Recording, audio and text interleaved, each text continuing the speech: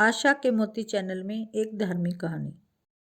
एक बार की बात है, एक जंगल में एक संत छोटी सी कुटिया बनाकर रह रहे थे, जहाँ पर एक नदी भी थी। वह दिन भर भगवान के मंत्रों का जाप करते और जंगल में मिलने वाले फल खाकर प्रसन्न रहते थे। उनकी कुटिया के पास ही बड़े बड़े बांस के पौधे उग आए थे। संत बांस से टोकरी बनाना जानते थे। एक दिन उन्होंने मंत्र जाप करते करते बांस से टोकरी बना दी। टोकरी बहुत ही सुंदर और मजबूत बनी थी। संत ने सोचा कि ये टोकरी मेरे लिए तो किसी काम की ही नहीं है। ये सोचकर उन्होंने टोकरी को नदी में बहा दिया।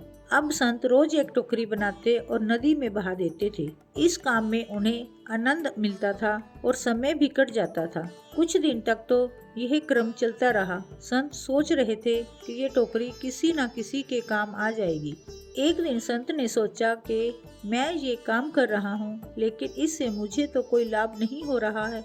मुझे बिना वजह मेहनत नहीं करनी चाहिए। उन्होंने टोकरी बनाना बंद कर दी। एक दिन वे नदी किनारे टहल रहे थे। कुछ दूर चलने के बाद उन्होंने देखा कि नदी किनारे एक बूढ़ी महिला बैठी है। जब वे उसके पास पहुँचे तो उन्हें मालूम हुआ कि वह रो रही है।